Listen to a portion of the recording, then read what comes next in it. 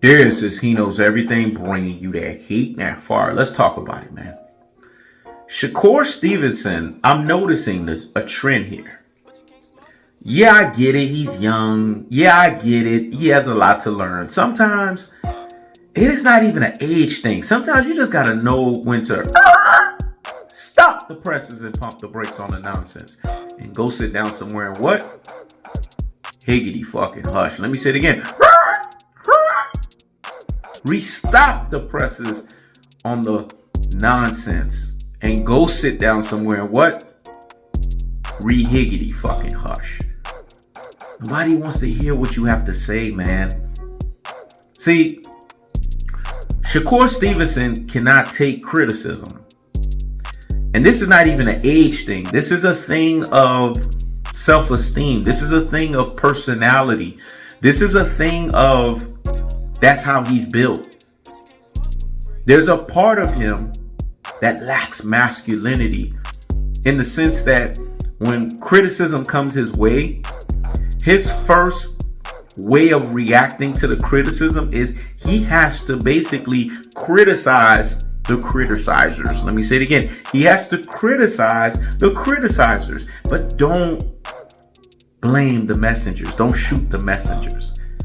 Mase and CAMRON, although they're not perfect, no one's perfect, these guys are very flamboyant and very straightforward in how they articulate themselves. They're not gonna cookie cutter shit. They're gonna tell you what the fuck they're gonna tell you.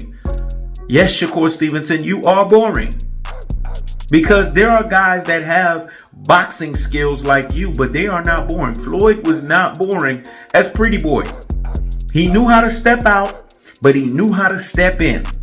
And for those that are not boxing aficionados, those that are not boxing quote unquote pugilist in terms of understanding the vernacular of what I just said, I'm going to break it down to a simple science. Stepping out means knowing how to avoid punches. Stepping back in is knowing how to get the punches back in. And although I don't agree with everything that Roy Jones Jr. says, I agree with that. When you in the water, you gotta swim. You gotta throw water at a motherfucker and you're gonna get wet. The reason why Gervonta Tank Davis is exciting, the reason why he's box office is because Gervonta Tank Davis knows that in the water, I'm going to throw water on your ass, but I'm also going to get wet. Let me say it again. I'm going to throw water on you, but I'm also going to get wet. Meaning I'm going to touch up and get some punches. See, Shakur is good enough to get grazing punches.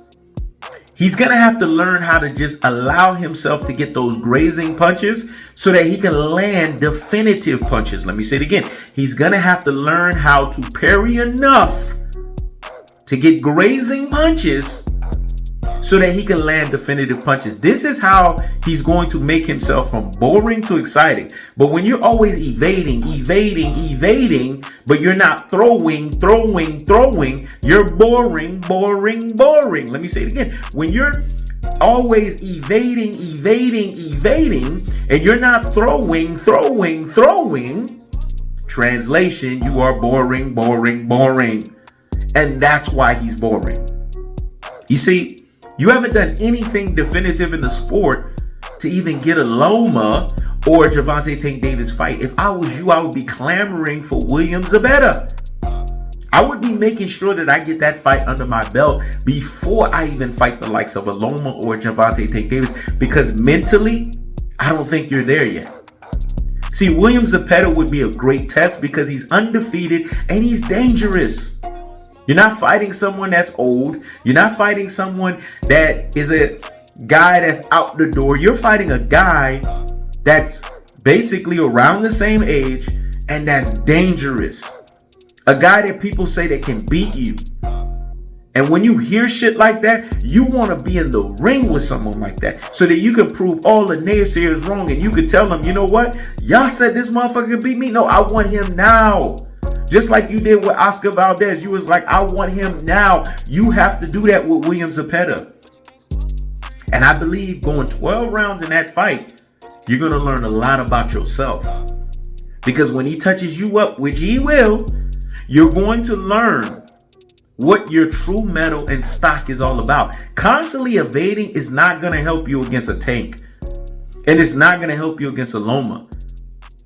Although Loma doesn't have tank's power, Loma is known to hit you with shots that can hurt you, that can stifle you. Tank, on the other hand, we know what he got. He got nothing but tanks. And in order for you to be ready for a fight of that magnitude, you're going to have to put yourself in the line of fire. We need to know what your chin is all about. We need to see your chin get tested. We need to see what it looks like when you actually get hit flush.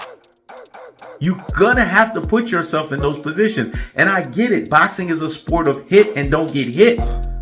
But if you're talking about fighting Tank, you're going to have to put yourself in the line of fire, because when you fight Tank, it's going to be a rude awakening of the line of fire of basically literal tanks. And are you ready for that? I don't think that you're ready for that.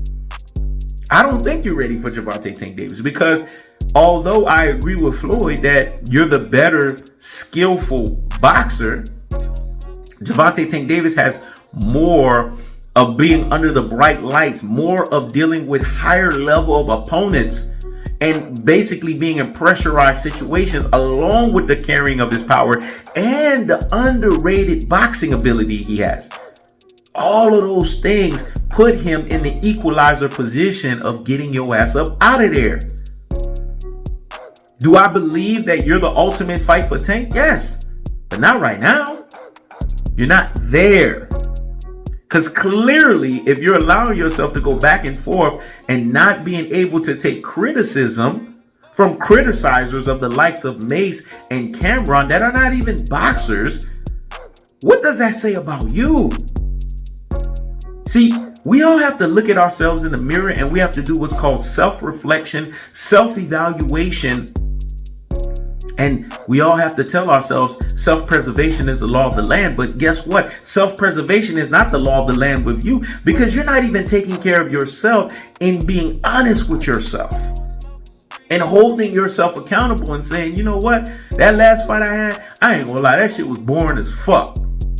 See, if you was honest with yourself, you would say that. And then by saying that, that would put you in a lion's position share to get better.